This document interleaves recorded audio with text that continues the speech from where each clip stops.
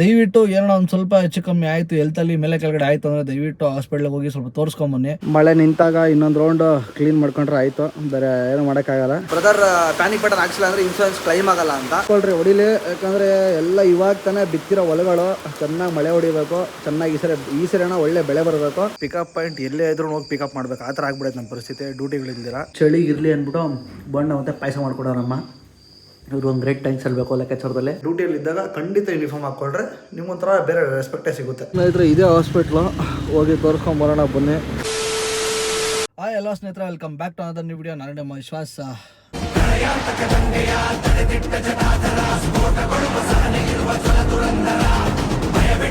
ನೆನ್ನೆ ಎಲ್ಲ ವಿಡಿಯೋ ನೋಡಿದ್ದೀರಾ ಅನ್ಕೊಂತೀನಿ. ನೋಡಿಲ್ಲ ಅಂತಂದರೆ ಕೆಳಗಡೆ ಡಿಸ್ಕ್ರಿಪ್ಷನಲ್ಲಿ ವಿಡಿಯೋ ಲಿಂಕ್ ಕೊಟ್ಟಿರ್ತೀನಿ, ದಯವಿಟ್ಟು ಹೋಗಿ ಚೆಕ್ ಮಾಡಿ. ಹುಷಾರಿಲ್ಲ ಅಂತಂದ್ರೂ ಬೇರೆ ಪರಿಸ್ಥಿತಿನೇ ಇಲ್ಲ, ಹೋಗಿ ಫಸ್ಟು ಹಾಸ್ಪಿಟ್ಲಿಗೆ ಹೋಗ್ಬೇಕು. ನಿನ್ನೆ ವೀಡಿಯೋಲಿ ಹೇಳಿದ್ದೆ.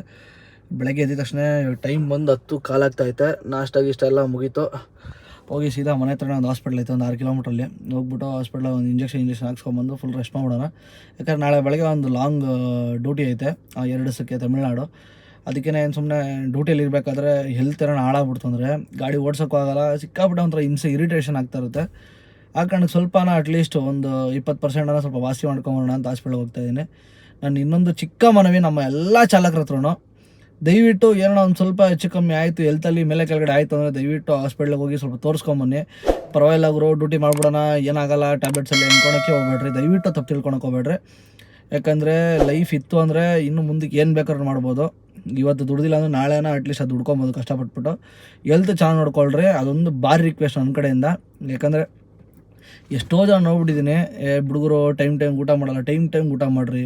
ಗ್ಯಾಸ್ಟ್ರಿಕ್ ಆಗಿಬಿಡ್ತು ಅಂದರೆ ನಿಮ್ಮ ಕೈಲಿ ಏನೂ ಮಾಡೋಕ್ಕಾಗಲ್ಲ. ಬಟ್ ಗೊತ್ತು ನನಗೆ ಡ್ರೈವಿಂಗ್ ಫೀಲ್ಡಲ್ಲಿ ಟೈಮ್ ಊಟ ಮಾಡೋಕ್ಕಾಗಲ್ಲ, ಏನೂ ಮಾಡೋಕ್ಕಾಗಲ್ಲ. ನಾನು ಅನ್ಭವಿಸ್ತಾ ಇದ್ದೀನಿ. ಇವಾಗ ನನಗೂ ಗ್ಯಾಸ್ಟ್ರಿಕ್ ಆಗೈತೆ, ಸಿಕ್ಕಾಪಟ್ಟೆ ಅದ್ರ ಪೇನ್ ಹೇಳ್ಕೊಳಕ್ಕಾಗಲ್ಲ ಬಿಡ್ರಿ, ಹಂಗಿರುತ್ತೆ. ಬಟ್ ದಯವಿಟ್ಟು ನೀವು ಯಾರು ತಪ್ಪು ಮಾಡೋಕ್ಕೆ ಹೋಗ್ಬೇಡ್ರಿ. ಟೈಮ್ಗೆ ನಾಷ್ಟ ಮಾಡ್ಕೊಳ್ಳಿ, ಟೈಮ್ ಊಟ ಮಾಡಿರಿ, ಟೈಮ್ಗೆ ನಿದ್ದೆ ಮಾಡಿರಿ. ಜಾಸ್ತಿ ನಿದ್ದೆನೂ ಕೆಳಕ್ಕೆ ಹೋಗ್ಬೇಡ್ರಿ. ನಮ್ಮ ಫೀಲ್ಡಲ್ಲಿ ಇವೆಲ್ಲ ಮಾಡೋಕ್ಕಾಗಲ್ಲ ಗೊತ್ತು, ಬಟ್ ಏನಪ್ಪ ಇವನು ಮಾಡೋಕ್ಕಾಗ್ದಿದ್ದೆಲ್ಲ ಹೇಳ್ತಾವನೆ ಅಂತ ಅನ್ಕೊಳಕ್ಕೆ ಹೋಗ್ಬೇಡ್ರಿ. ಆದಷ್ಟು ಟ್ರೈ ಮಾಡಿರಿ, ನಿಮ್ಮ ಕೈಯಲ್ಲಿ ಆದಷ್ಟು ಟ್ರೈ ಮಾಡಿರಿ. ಹೆಲ್ತ್ ಬಗ್ಗೆ ಸ್ವಲ್ಪ ಕಾನ್ಸಂಟ್ರೇಷನ್ ಕೊಡ್ರಿ. ಬನ್ನಿ ಇವಾಗ ಹಾಸ್ಪಿಟ್ಲ್ ಕಡೆ ಹೋಗೋಣ. ನಮ್ಮ ಬಲರಾಮನಲ್ಲಿ ಹತ್ತತ್ರ 4 ದಿವಸ ಆಗಿತ್ತು ಸುಮಾರು ಇವತ್ತಿಗೆ ಗಾಡಿ ಎತ್ತು. ಇನ್ನು 3 ಪಾಯಿಂಟ್ CNG ಐತೆ. ಗಾಡಿ ಬೇರೆ ಸರ್ವಿಸಿಗೆ ಬಂದೈತೆ. ಇನ್ನೊಂದು 1000 ಕಿಲೋಮೀಟ್ರ್ ಅದೇ. ನಾಳೆ ಟ್ರಿಪ್ ಹೋಗಿ ಬಂದರೆ ಮುಗ್ದಾಯ್ತು. ಒಂದು 1000 ಕಿಲೋಮೀಟ್ರ್ ಓಡೋದು ಪಕ್ಕ, ಒಂದು 900-800 ಕಿಲೋಮೀಟ್ರ್ ಓಡುತ್ತೆ. ಸರ್ವಿಸ್ ಬಿಡಬೇಕು. ಈ ಸರಿ ಸರ್ವೀಸಲ್ಲಿ ನೆಕ್ಸ್ಟ್ ಲೆವೆಲ್ ಕಾಸು ದೇಪಾಕ್ತಾರೆ ಅಂದ್ಕೊಳ್ಳಿ ಶೋರೂಮ್ ಅವರು. ಏನಕ್ಕೆ ಅಂದರೆ ಗಾಡಿ ಅಷ್ಟು ಪ್ರಾಬ್ಲಮ್ ಬಂದೈತೆ. ಬ್ರೇಕ್ ಪಡೋಗೈತೆ, ಪೂರ್ತಿ ಎಲ್ಲ ಚೇಂಜ್ ಮಾಡಬೇಕು. ಆಯಿಲು, ಕೂಲೆಂಟು, ಬ್ರೇಕ್ ಆಯಿಲು, ಆಮೇಲೆ ಇದು AC ಫಿಲ್ಟ್ರು, ಏರ್ ಫಿಲ್ಟ್ರು, ಇನ್ನೂ ಬೇಜಾನ್ ಕೆಲಸಗಳೈತೆ. ಯಾಕೋ ಸ್ಟೇರಿಂಗು ಲೈಟಾಗಿ ಸೌಂಡ್ ಬರ್ತೈತೆ ನೋಡಿ. ನಿಮ್ಗೆ ಕೇಳಿಸ್ತೈತೆ ಇಲ್ಲ ಗೊತ್ತಿಲ್ಲ ನೋಡಿ, ಈ ಥರ ಲೈಟಾಗಿ ಸೌಂಡ್ ಬರ್ತೈತೆ. ಅಲೈನ್ಮೆಂಟು ಮಾಡಿಸಿ 5,000 ಒಂದೊಂದ್ಸರಿ ಮಾಡಿಸ್ತಾ ಇದ್ದೆ. ಇವಾಗ ಸ್ವಲ್ಪ ಬ್ಯುಸಿ ಆಗ್ಬಿಟ್ರೆ ಕಾರಣಕ್ಕೆ. ಬ್ಯುಸಿ ಅಂದರೆ ಏನಿಲ್ಲ ಗುರು, ಹಿಂಗೆ ಡ್ಯೂಟಿಗಳು ಆಳು ಮುಳು ಹುಷಾರಿಲ್ಲದ್ರೆ ಮನೆಗಿರೋ ರೆಸ್ಟ್ ಮಾಡೋದು ಇದೇ ಆಗೋಗ್ತಾಯಿದೆ. ಇವಾಗ ಎಲ್ಲ ಮಾಡಿಸ್ಕೊಂಬರೋಣ, ಈ ಟ್ರಿಪ್ಪೆಲ್ಲ ಮುಗಿಲಿ. ಹಂಗೆ ಅದು ಮಡ್ ಫ್ಲಾಪ್ ಹಾಕಬೇಕು ಅಂತ ಹತ್ತತ್ರ ಒಂದು 5-6 ವೀಡಿಯೋದಿಂದ ಹೇಳ್ತಾನೆ ಇದ್ದೀನಿ, ಬಟ್ ಇದ್ರಿಗೂ ಹಾಕ್ಸೋಕ್ಕಾಗಿಲ್ಲ. ಒಂದು 900 ರೂಪಾಯಿ ಖರ್ಚು ಮಾಡಿಬಿಟ್ಟು. ಎಂಥ ಸೋಂಬೇರಿ ನನ್ನ ಮಗ ಅಂದರೆ ನಾನು. ಅದನ್ನೊಂದು ಹಾಕ್ಸ್ಬೇಕು. ಸ್ವಲ್ಪ ಸಣ್ಣ ಪುಟ್ಟ ಕೆಲಸ ಇದೆ ಗಾಡಿದು. ಡ್ಯೂಟಿಗಳಿದ್ರೆ ಏನು ಬೇಕಾದ್ರೂ ಮಾಡೋಕ್ಕೆ ಮನ್ಸು ಬರುತ್ತೆ ಗುರು. ಡ್ಯೂಟಿಗಳಿಲ್ಲ, ಸಾಯ್ತಾ ಇದ್ದೀನಿ. ಇವಾಗ ಪರವಾಗಿಲ್ಲ, ಒಂದು ರೇಂಜಿಗೆ ಓಕೆ ಓಲಾ ಒಬ್ಬರೆಲ್ಲ ಒಂದು ರೇಂಜಿಗೆ ಮಾಡ್ಬೋದು. ಆಷಾಢ ಮುಗಿದಾದ್ಮೇಲೆ ಒಂದು ಸ್ವಲ್ಪ ಪರವಾಗಿಲ್ಲ. ಇವಾಗ ಮೊನ್ನೆ ಯಾರೋ ಕಮೆಂಟ್ ಹಾಕಿದ್ರು, ಬ್ರೋ ಪೆಟ್ರೋಲ್ ಮೇಂಟೈನ್ ಮಾಡಿರಿ ಅಂತ. ನೋಡಿ ಬ್ರೋ, ಮೇಂಟೈನ್ ಮಾಡ್ತಾಯಿದ್ದೀನಿ. ಇನ್ಮೇಲೆ ಪೆಟ್ರೋಲು ಆದಷ್ಟು ಮೇಂಟೈನ್ ಮಾಡೋಕ್ಕೆ ಟ್ರೈ ಮಾಡ್ತೀನಿ.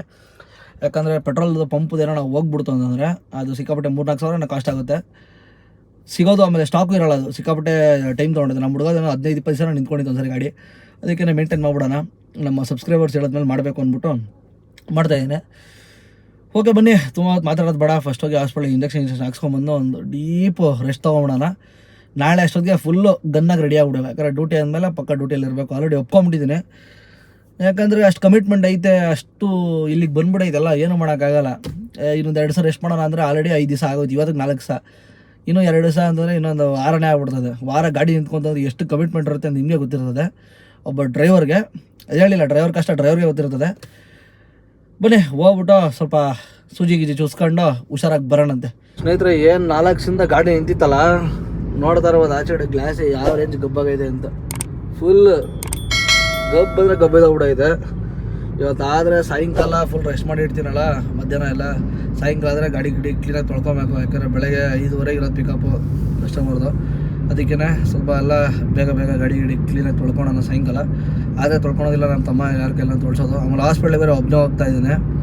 ಅವನಿಗೇನೋ ಸ್ವಲ್ಪ ಕೆಲಸ ಇದ್ರು ನಮ್ಮ ತಮ್ಮಗೆ, ಅವನೆಲ್ಲ ಆಚೆ ಹೋಗ್ತಾವನೆ. ಇನ್ನು ನಮ್ಮ ಹುಡುಗರು ಇವತ್ತು ಶನಿವಾರ ಲಾಸ್ಟ್ ಸಾಟರ್ಡೆ ಆಗಿರೋ ಕಾರಣದಿಂದ ಎಲ್ಲರೂ ಕೆಲಸಗಳಿಗೆ ಹೋಗ್ಬಿಟ್ಟವ್ರೆ. ಇವತ್ತು ಯಾರೂ ಇಲ್ಲ ಜೊತೆಯಲ್ಲೇ, ಅದಕ್ಕೆ ಒಬ್ಬನೇ ಹಾಸ್ಪಿಟ್ಲಿಗೆ ಹೋಗ್ತಾ ಇದ್ದಾನೆ. ಹೋಗ್ಬಿಟ್ಟು ಏನು ಕತೆ ನೋಡೋಣ ಬನ್ನಿ. ಟೈಫಾಯ್ಡ್ ಬಂದ್ಬಿಡೋದ ಭಯ, ಯಾಕಂದರೆ ಜ್ವರ ಬಿಟ್ಟು ಬರ್ತಾಯಿದ್ರು. ಅದೊಂದು ಹಿಂಸೆ ಆಗ್ಬಿಟ್ಟೈತೆ. ಬಾಡಿ ಎಲ್ಲ ಏನೋ ಒಂಥರ ಇಸುಕಿ ಬಿಟ್ಬಿಟ್ಟಂಗೆ ಆ ಥರ ಆಗ್ತಾಯಿದೆ. ನಂಬಾಗ್ಬಿಟ್ಟೈತೆ ಬಾಡಿ ಪೂರ್ತಿ. ಬರೀ ನೋಡೋಣ ಡಾಕ್ಟ್ರ್ ಏನಂತಾರೋ. ನಮ್ಮ ಮನೆ ಹತ್ರನೇ ಇರೋದು ಹಾಸ್ಪಿಟ್ಲು.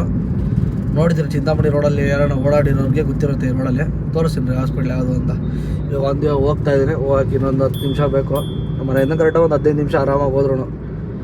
ಇಲ್ಲಿ ನಾವು ಬ್ಯಾರಿಕೇಡೆಲ್ಲ ಹಾಕಿದ್ದಾರೆ. ಮೋಸ್ಟ್ಲಿ ದೇವಸ್ಥಾನ ಪೂಜೆ ಗೀಜೆ ಏನೋ ಮಾಡ್ತಾ ಇರ್ಬೋದು. ಮಾಡ್ತಾರೆ, ತೋರಿಸ್ತೀನಿ ಬನ್ನಿ. ಇವಾಗ ಇದು ಬಂದ್ಬಿಟ್ಟು ಶಿವನಾಪುರ ಕ್ರಾಸ್ ಅಂತ. ಇಲ್ಲಿ ಆಂಜನೇಯ ಸ್ವಾಮಿ ದೇವಸ್ಥಾನ ಇದೆ. ಈಗ ಕಾಣಿಸ್ತದಲ್ಲ ಗೊತ್ತಿಲ್ಲ, ಅಲ್ಲಿ ನೋಡಿ ಸ್ಟ್ಯಾಚು. ಇದು ದೇವಸ್ಥಾನ. ಏನೋ ಪೂಜೆ ಇರೋ ಕಾರಣದಿಂದ ಎಷ್ಟೊಂದು ಜನ ತುಂಬ ಹೋದರೆ. ಏನು ಪೂಜೆ ಅಂತ ಗೊತ್ತಿಲ್ಲ. ಮನೆಗಳು ಹೋದ್ಮೇಲೆ ಕೇಳೋಣ. ಸ್ನೇಹಿತರೆ ಇದೇ ಹಾಸ್ಪಿಟ್ಲು. ಹೋಗಿ ತೋರಿಸ್ಕೊಂಬರೋಣ ಬನ್ನಿ. ನಮ್ಮ ಗಾಡಿನ ಮೇನ್ ರೋಡಲ್ಲೇ ಹಾಕಿದ್ದೀನಿ, ಯಾಕಂದರೆ ಇಲ್ಲಿ ಪಾರ್ಕಿಂಗ್ ಇಲ್ಲ. ಆ ಕಾರಣಕ್ಕೆ ಮೇನ್ ರೋಡಲ್ಲೇ ಗಾಡಿ ಹಾಕಿದ್ದೀನಿ. ನೋಡ್ತಾ ಇರೋದು ಬನ್ನಿ, ಹಾಸ್ಪಿಟ್ಲ್ ಹೋಗಿ ಬರೋಣ. ಯಾರೋ ನರ್ಸು ಇಂಜೆಕ್ಷನ್ ಹಾಕಿದ್ರು, ಯಪ್ಪ ಸ್ವಾಮಿ. ಇವಾಗೂ ನಮ್ಮ ನೋವು ಹಂಗೆ ಐತೆ. ನೆಕ್ಸ್ಟ್ ಲೆವೆಲಿಗೆ ಚುಚ್ಚವ್ರು ಅನ್ಕೊಳ್ರಿ. ಒಂದಿಷ್ಟು ಉದ್ದ ಚಿಡಿ ಬರ್ಕೊಟ್ಟವ್ರೆ. ಟ್ಯಾಬ್ಲೆಟ್ಸ್ ಒಂದು ದಂಡಿಗೆ ಐತೆ. ತಿಂದು ವಾಸಿ ಆಗಲಿಯಪ್ಪ ಅಂತ ದಯವಿಟ್ಟು ಬೇಡ್ಕೊಂಡಿದ್ದೀನಿ ದೇವ್ರ ಹತ್ರ. ಯಾಕಂದರೆ ಇದೇ ಥರ ಇದ್ದರೆ ಮುಗಿದ ಕತೆ. ಅವ್ರು ಹೇಳೋರೆ ಹಿಂಗೆ ಇದ್ದರೆ ನೋಡಿ 2 ಡೇಸು ಟ್ಯಾಬ್ಲೆಟ್ಸ್ ಎಲ್ಲ ಕೊಟ್ಟಿರ್ತೀನಿ, ತಿಂದು ನೋಡಿ ವಾಸಿ ಆಗಿಲ್ಲ ಅಂದರೆ ಒಂದು ನಿಯರ್ ಬೈ ಎಲ್ಲನೂ ಇತ್ತು ಅಂದರೆ ಒಂದು ಬ್ಲಡ್ ಟೆಸ್ಟ್ ಮಾಡಿಸ್ಕೊಂಬಿಡಿ ಅಂತ ಹೇಳೋರೆ. ಹಂಗೆ ಮಾಡಬೇಕು. ಹೋಗಿ ಬಂದಮೇಲೆ ಅಕಸ್ಮಾತ್ ಹಿಂಗೆ ಇತ್ತು ಅಂದರೆ ಟ್ರಿಪ್ಪೆಲ್ಲನೂ ಹೋಗಿ ಬಂದಮೇಲೆ ಒಂದು ಬ್ಲಡ್ ಟೆಸ್ಟ್ ಮಾಡಿಸ್ಕೊಂಡು ಮುಂದಕ್ಕೆ ನೋಡೋಣ ಏನು ಕತೆ, ವೈರಲ್ ಫೀವರಾ ಇಲ್ಲ ಏನು ಎತ್ತ ಅಂತ. ಫಸ್ಟು ಮನೆಗೆ ಹೋಗಿ ಒಂದು 2 ಅವರ್ 3 ಅವರ್ ಮುಂದೆ ಮಲ್ಕೊಳ್ಳೋಣ. ನಮ್ಮನ್ನು ಯಾವ ಟೆನ್ಷನ್ ಇಲ್ದಿರ ಫೋನ್ ಸ್ವಿಚ್ ಆಫ್ ಮಾಡ್ಕೊಂಡು. ಇಲ್ಲಾಂದರೆ ಫೋನ್ ಮೇಲೆ ಫೋನ್ ಮಾಡ್ತಾ ಇರುತ್ತೆ. ಹೆಚ್ಚಿಗೆ ಆಗ್ಬಿಡ್ತಿಲ್ಲ. ಫೋನ್ ನೋಡೋ ಆಸೆ. ಮನೆ ಖಾಲಿ ಕೂತಿರ್ತೀರಲ್ಲ, ಫೋನ್ ಮೇಲೆ ಕಂಡಿರ್ತದೆ ಇವಾಗ್ಲೂ. ಅದಕ್ಕೆ ಸೈಡಿಗೆ ಬಿಸಾಕ್ಬಿಟ್ಟು ನೆಮ್ಮದಿ ಮಲ್ಕೊಂಬಿಡೋಣ, ನೆಮ್ಮದಿ ರೆಸ್ಟ್ ಮಾಡ್ಬಿಡೋಣ. ಬನ್ನಿ ಮನೆ ಕಡೆಗೆ ಹೋಗೋಣ. ಸ್ನೇಹಿತರೆ ಒಂದು ಡೀಪ್ ಸ್ಲೀಪೆಲ್ಲ ಹಾಕಿ ಎದ್ದು ಇವಾಗ ಟೈಮ್ ಒಂದು ಆಲ್ಮೋಸ್ಟ್ 6 ಗಂಟೆ ಆಗ್ತೈತೆ. ಇಲ್ಲಿ ನೋಡ್ತಾ ಇರ್ಬೋದು ಕ್ಲೀನಾಗಿ. ಇವಾಗ ನಮ್ಮ ಬಲರಾಮನ ವಾಷಿಂಗ್ ನಡೀತೈತೆ. ಇಲ್ಲಿ ನೋಡ್ತಾ ಇರ್ಬೋದು ಫುಲ್ ವಾಶ್ ಮಾಡಿ ನಿಲ್ಸಿದ್ದೀನಿ. ಏನಕ್ಕಪ್ಪ ಅಂದರೆ ನಾಳೆ ಬೆಳಗ್ಗೆ ಡ್ಯೂಟಿ ಐತೆ. ಇವಾಗ ಆರೋಗ್ಯ ಬಗ್ಗೆ ನೀವೆಲ್ಲ ಕೇಳಿದ್ರೆ ಒಂದು ಫಾರ್ ಬೆಟರ್ ಅಂದರೆ ತುಂಬ ಬೆಟರ್ ಫೀಲ್ ಆಗ್ತೈತೆ. ಆರಾಮ ಅನ್ನಿಸ್ತೈತೆ ಬಾಡಿ. ಆವಾಗಲೇ ವೀಡಿಯೋ ಎತ್ಕೊಂಡು ನಿಂತ್ಕೊಂಡು ಮಾತಾಡೋಕ್ಕೂ ಶಕ್ತಿ ಇರಲಿಲ್ಲ. ಇವಾಗ ಪರವಾಗಿಲ್ಲ, ಕ್ಲೀನಾಗಿ ವಾಶ್ ಮಾಡಿದ್ದೀನಿ. ಬಟ್ ವಾತಾವರಣ ನೋಡ್ತಾ ಇದ್ರಿ ನೋಡ್ರಿ, ಫುಲ್ಲು ಮೋಡ ಮುಚ್ಕೊಂಡೈತೆ. ಮಳೆ ಬರೋ ಸಾಧ್ಯತೆ ಎಲ್ಲ ಐತೆ. ಬಟ್ ಆದರೂ ಗಾಡಿ ತೊಳಿಬೇಕು. ಏನಕ್ಕಪ್ಪ ಅಂದರೆ ನಾಳೆ ಕಸ್ಟಮರ್ ವಿಸಿಟ್ ಐತೆ. ಅದಕ್ಕೆ ಫಸ್ಟ್ ಇಂಪ್ರೆಷನ್ಸ್ ಬೆಸ್ಟ್ ಇಂಪ್ರೆಷನ್ ನನ್ನ ಪ್ರಕಾರ. ಎಲ್ಲ ಕಸ್ಟಮರ್ ಪಿಕ್ ಮಾಡೋಕ್ಕಿಂತ ಮುಂಚೆ ಲಾಸ್ಟಲ್ಲಿ ಬೇಕಾದ್ರೆ ಗಾಡಿ ಹೆಂಗನ ಗಲೀಜಾಗಿರಲಿ ಮ್ಯಾಟ್ರ್ ಆಗೋಲ್ಲ. ಬಟ್ ಫಸ್ಟ್ ಇಂಪ್ರೆಷನ್ ಅವ್ರು ನೋಡಿದಾಗ ಗಾಡಿ ಚೆನ್ನಾಗಿ ಕಾಣಿಸ್ಬೇಕು. ಅದು ನಮ್ಮ ಕರ್ತವ್ಯ. ಕ್ಲೀನಾಗಿ ತೊಳೆದಿದ್ದೀನಿ. ಈ ಸರಿ ಎಲ್ಲೂ ಮರ್ತಿಲ್ಲ ತೊಳೆಯೋದು. ಎಲ್ಲ ಕ್ಲೀನ್ ತೊಳ್ಕೊಂಡು ಟೈರ್ಗಳನ್ನು ತೊಳಿತಾ ಇಲ್ಲ, ಯಾಕಂದರೆ ಹೆಂಗಿರೋ ಗಲೀಜಾಗ್ತದೆ ಅಂತ ಬಿಟ್ಬಿಟ್ಟಿದ್ದೀನಿ. ಬನ್ನಿ ಪೂರ್ತಿ ವಾಷಿಂಗ್ ಎಲ್ಲ ಮಾಡಿಬಿಡೋಣ. ಆಮೇಲೆ ಆಯಿಲ್ ಚೆಕ್ ಮಾಡ್ಕೊಬೇಕು. ಯಾಕಂದ್ರೆ 5 ದಿವಸದಿಂದ ಕಂಟಿನ್ಯೂಸ್ ಗಾಡಿ ನಿಂತಿರುತ್ತೆ. ಆಯಿಲ್ ಚೆಕ್ ಮಾಡ್ಕೊಬೇಕು. ಕೂಲೆಂಟೆಲ್ಲ ಚೆಕ್ ಮಾಡಿಕೊಂಡು ಕ್ಲೀನಾಗಿ ನಾಳೆ ಟ್ರಿಪ್ಗೆ ಪ್ರಿಪೇರ್ ಆಗೋಣ. ಒಂದು ಯಾವುದೇ ಟ್ರಿಪ್ ಹೋಗ್ತಾಯಿದ್ರು ನೀವು, ನನ್ನ ಸಜೆಷನ್ನು ಗಾಡಿ ಒಂದ್ಸರಿ ಎಲ್ಲ ಚೆಕ್ ಮಾಡ್ಕೊಳ್ರಿ. ಆಯಿಲ್ ಪಕ್ಕ ಇದೆಯಾ, ಇಲ್ಲ ಕೂಲೆಂಟ್ ಪಕ್ಕ ಇದೆಯಾ, ಇಲ್ಲ ಬ್ರೇಕ್ ಆಯಿಲ್ ಪಕ್ಕ ಇದೆಯಾ ಅಂತ. ಯಾಕಂದರೆ ಲಾಂಗ್ ಟ್ರಾವೆಲ್ ಮಾಡ್ತಾ ಇರ್ತೀರ, ಸಡನ್ನಾಗಿ ಏನೋ ಹೆಚ್ಚು ಕಮ್ಮಿ ಆದಾಗ ಅಲ್ಲಿ ನಿಯರ್ ಬೈ ಗ್ಯಾರೇಜ್ ಅವ್ರು ನಿಮ್ಗೆ ಯಾರೂ ಗೊತ್ತಿರಲ್ಲ. ಅದಕ್ಕೆ ನೀವೇ ಒಂದ್ಸರಿ ನೋಡ್ಕೊಂಬಿಟ್ರೆ ಏನೋ ಮನೇಲಿ ಇತ್ತು ಅಂದರೆ ತೊಗೊಂಡು ಟಾಪಪ್ ಮಾಡ್ಕೊಬೋದು. ಅದಕ್ಕೇ ಎಲ್ಲ ಹೋಗ್ಬೇಕಾದ್ರೆ ಮುಂಚೆ ಲಾಂಗು ಒಂದ್ಸರಿ ಚೆಕ್ ಮಾಡ್ಕೊಂಡು ಹೋಗ್ಬಿಡೋದು ನಮ್ಮ ಕರ್ತವ್ಯ, ನಮ್ಮ ಜವಾಬ್ದಾರಿ. ಒಂದ್ಸರಿ ಚೆಕ್ ಮಾಡ್ಕೊಂಡು ಹೋಗ್ಬಿಡಿ. ಸರಿ ಗಾಡಿ ಕ್ಲೀನಾಗಿ ಒರೆಸ್ಕೊಂಬಿಡೋಣ. ಇವಾಗ ತೊಳೆದು ಇನ್ನೂ ಒರೆಸ್ತಾ ಇದ್ದೆ. ಒರೆಸೋಣ ಅಂತ ಬಟ್ಟೆ ಹಿಡ್ಕೊಂಡು ಅಷ್ಟೇ, ಅಷ್ಟು ಜೋರಾಗಿ ಮಳೆ ನೋಡಿದ್ವಿ ನೋಡ್ರಿ. ಮಳೆ ಕಾಣಿಸ್ತೈತಲ್ಲ ಅಡಿಗೆ ಗೊತ್ತಿಲ್ಲ ನಿಮಗೆ. ಕ್ಲೀನಾಗಿ ಗ್ಲಾಸಲ್ಲಿ ಒರೆಸ್ಬಿಟ್ಟು ಬಂದೆ, ಮತ್ತು ಜೋರಾಗಿ ಮಳೆ ಸ್ಟಾರ್ಟ್ ಆಗೋಯ್ತು. ಮಳೇಲಿ ಬೇರೆ ಮೊದಲೇ ನೆನೆ ಬಡ್ದು. ಬನ್ನಿ ಹೋಗ್ಬಿಡೋಣ. ಮಳೆ ನಿಂತಾಗ ಇನ್ನೊಂದು ರೌಂಡು ಕ್ಲೀನ್ ಮಾಡ್ಕೊಂಡ್ರೆ ಆಯಿತು. ಬೇರೆ ಏನೂ ಮಾಡೋಕ್ಕಾಗಲ್ಲ. ಮಳೆ ನಿಲ್ಲಿ ಬೇರೆ ಗ್ಲಾಸ್ ಮಾತ್ರ ಒರೆಸ್ಕೊಂತೀನಿ ಅಷ್ಟೇ. ಗೊತ್ತಿತ್ತು ಮಳೆ ಬರುತ್ತೆ ಅಂತ. ಬಟ್ ಆದರೂ ಏನಕ್ಕಪ್ಪ ತೊಳೆದಿದ್ದು ಅಂದರೆ ಮಳೆ ಬಂದರೂ ಅಷ್ಟೇ, ಮಳೆ ಬರ್ದಿದ್ರು ಅಷ್ಟೇ ತೊಳಿಬೇಕು ನಮ್ಮ ಕರ್ತವ್ಯ. ಅದಕ್ಕೆ ತೊಳೆದಿದ್ದೀನಿ. ನೋಡೋಣ ನೆಕ್ಸ್ಟು ಏನಾಗುತ್ತೆ. ಮಳೆ ನಿಂತ ಮೇಲೆ ಗ್ಲಾಸ್ ಮಾತ್ರ ಒರೆಸ್ಕೊಂಡ್ರೆ ಆಯಿತು. ಸದ್ಯಕ್ಕೆ ಅದೊಂದು ಇದ್ದರೆ ಸಾಕು ಗ್ಲಾಸ್ ಒರೆಸ್ಕೊಂಡ್ರೆ. ಯಾಕಂದ್ರೆ ಬೆಳಗ್ಗೆ ಇರೋದು 5:30 ಪಿಕಪ್ ಇರೋದು. ಕಸ್ಟಮರ್ ಫೋನ್ ಮಾಡೋಣ ಅಂತ ಇವಾಗ. ನಂಬರ್ ಕಳಿಸೋರು ಎಷ್ಟೊತ್ತು ಪಿಕಪ್ ಏನು ಕತೆ ಅಂತ ಎಲ್ಲ ತಿಳ್ಕೊಳ್ಳೋಣ ಬನ್ನಿ. ಸ್ನೇಹಿತರೆ ಮಳೆ ನೋಡ್ತಾ ಇರ್ಬೋದು. ನಾಯರೆ ಪೀರಿಯಡಿ ಹೊಡಿತಾ ಇದೆ ಅಂದ್ಕೊಳ್ರಿ. ಹೊಡಿಲಿ. ಯಾಕಂದರೆ ಎಲ್ಲ ಇವಾಗ ತಾನೇ ಬಿತ್ತಿರೋ ಹೊಲಗಳು ಚೆನ್ನಾಗಿ ಮಳೆ ಹೊಡಿಬೇಕು. ಚೆನ್ನಾಗಿ ಈ ಸರಿ ಒಳ್ಳೆ ಬೆಳೆ ಬರಬೇಕು. ಬಟ್ ನನಗೆ ಹೊಟ್ಟೆ ಹುರಿತದೆ ಅಂದರೆ ಇವಾಗ ತಾನೇ ಕ್ಲೀನಾಗಿ ಒಳ್ಳೆ ಸ್ವಚ್ಛ ಬರೋ ಥರ ತೊಳೆದಿದ್ದೀನಿ ನಮ್ಮ ಬಲರಾಮನ್ನ.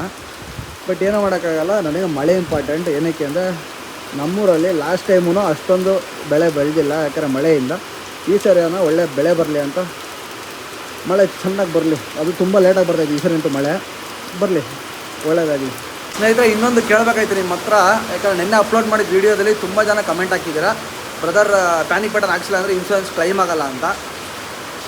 ನನಗನ್ನಿಸ್ದಂಗೆ ಇನ್ಶೂರೆನ್ಸ್ 100% ಕ್ಲೈಮ್ ಆಗುತ್ತೆ. ಏನಕ್ಕೆ ಅಂತಂದರೆ ನೀವು FC ಮಾಡಿಸ್ಬೇಕಾದ್ರೆ ನಿಮ್ಗೆ ಯಾವುದೇ ಥರ ಫೋಟೋ ಆಗಲಿ ಇಮೇಜ್ ಆಗಲಿ ಅದು ತೊಗೊಳಲ್ಲ, ಅರ್ಥ ಆಯ್ತಾ? ಇನ್ ಕೇಸ್ ತೊಗೊಂಡ್ರೆ ಅದರಲ್ಲಿ ಇನ್ಕ್ಲೂಡ್ ಆಗಿದ್ರೆ ಮಾತ್ರ ನಿಮಗೆ ಆಗುತ್ತೆ ಅಂತ ನನ್ನ ಅನಿಸಿಕೆ, ನನ್ನ ಗೊತ್ತಿರೋ ಪ್ರಕಾರ. ನಿಮ್ಗೆ ಯಾರಿಗಾನ ಆ ಥರ ಅನುಭವ ಆಗಿದ್ದರೆ ದಯವಿಟ್ಟು ಕೆಳಗಡೆ ಕಮೆಂಟ್ ಸೆಕ್ಷನಲ್ಲಿ ತಿಳಿಸಿ, ಬ್ರದರ್ ಇಲ್ಲ ನನಗೆ ಪ್ಯಾನಿಕ್ ಬಟನ್ನು ಮಾಡಿಸಿಲ್ಲ ಅಂದಿದ್ದಕ್ಕೆ ನನಗೆ ರಿಜೆಕ್ಟ್ ಆಗಿದೆ ಇನ್ಶೂರೆನ್ಸು ಅಂತ. ಯಾರನ್ನ ಆ ಥರ ಆಗಿರೋ ಸಿಚುವೇಶನ್ ಆ ಥರ ಅನುಭವಿಸಿದರೆ ನನಗೆ ದಯವಿಟ್ಟು ಕಮೆಂಟ್ ಮಾಡಿರಿ. ನಾನು ಅವಾಗ ನಾನು ನೋಡ್ಕೊಂಡಿದ್ದೀನಿ ಏನು ಕತೆ ಅದ್ರದ್ದು ಅಂತ, ನಾನು ಒಂದು ಅವೇರ್ನೆಸ್ ಕ್ರಿಯೇಟ್ ಮಾಡ್ದಂಗೆ ಆಗುತ್ತೆ. ನನಗೂ ಅದ್ರ ಬಗ್ಗೆ ಅಷ್ಟೊಂದು ಐಡಿಯಾ ಇಲ್ಲ, ಬಟ್ ತುಂಬ ಜನ ಮಾಡಿಸಿದ್ದಾರೆ ಆಂಧ್ರದಲ್ಲೇ. ಬಟ್ FC ಅದು ಇದ್ರು ಪ್ಯಾನಿಕ್ ಬಟನ್ ಇಲ್ದಿರ ನೋಡೋಣ, ಅವ್ರಿಗೆಲ್ಲ ಏನೋ ಪ್ರಾಬ್ಲಮ್ ಆಗಿಲ್ಲ, ನನಗೂ ಇದ್ರಿಗೆ ಯಾವುದೋ ಪ್ರಾಬ್ಲಮ್ ಆಗಿಲ್ಲ. ಯಾರಿಗಾನ ಆಗಿರೋರು ದಯವಿಟ್ಟು ಕಮೆಂಟ್ ಸೆಕ್ಷನಲ್ಲಿ ಕಮೆಂಟ್ ಮಾಡಿರಿ, ಅವಾಗ ಒಂದು ಐಡಿಯಾ ಬರುತ್ತೆ ಇದು ಇಂಪಾರ್ಟೆಂಟಾ ಇಲ್ಲ ಇಂಪಾರ್ಟೆಂಟ್ ಇಲ್ಲ ಅಂತ. ನೋಡ್ರಿ, ಅಷ್ಟು ಜೋರ ಮಳೆ ಬಿತ್ತು, 1-2 ಸೆಕೆಂಡಲ್ಲಿ ನಿಂತೋಯ್ತು ಮಳೆ. ಇದು ನಮ್ಮ ಮಳೆ ಪರಿಸ್ಥಿತಿ. ತೆರಿಗೆ ಒಟ್ನಾಗ ನೈಟ್ ಅಂತೂ ಬಿದ್ದೇ ಬೀಳುತ್ತೆ ಬಿಡಿ. ವಾತಾವರಣ ಅಂತೂ ನೆಕ್ಸ್ಟ್ ಲೆವೆಲ್ ಫುಲ್ ಮುಚ್ಕೊಂಬಿಟ್ಟೈತೆ ನೋಡ್ತಾ ಇರ್ಬೋದು ಬೀಳಿ ಜನಗೆ. ಬಟ್ ಅದೇ ಹೇಳೋದ್ನಲ್ಲ, ಯಾರಿಗಾನ ಗೊತ್ತಿದ್ರೆ ದಯವಿಟ್ಟು ಕೆಳಗಡೆ ಕಮೆಂಟ್ ಮಾಡಿರಿ, ನನಗೊಂದು ಅವೇರ್ನೆಸ್ ಬರುತ್ತೆ, ನನಗೊಂದು ಅರ್ಥ ಆಗುತ್ತೆ. ಇದು ಮಾಡಿಸ್ಬೇಕು, ಈ ಥರ ಹಿಂಗಿದೆ ಅಂತ. ನೆಕ್ಸ್ಟ್ ಟೈಮ್ ಟ್ರೈ ಮಾಡೋಣ ಅಂತ. ಸ್ನೇಹಿತರೆ, ಟೈಮ್ ಒಂದು ಕರೆಕ್ಟಾಗಿ 8 ಗಂಟೆ ಆಗ್ತಾಯಿದೆ. ಚಳಿ ಇರಲಿ ಅಂದ್ಬಿಟ್ಟು ಬಣ್ಣ ಮತ್ತು ಪಾಯಸ ಮಾಡಿಕೊಡೋರಮ್ಮ. ಇವರು ಒಂದು ಗ್ರೇಟ್ ಥ್ಯಾಂಕ್ಸ್ ಹೇಳಬೇಕು, ಲೆಕ್ಕಾಚಾರದಲ್ಲಿ ಮಾಡಿಕೊಟ್ಟವ್ರೆ.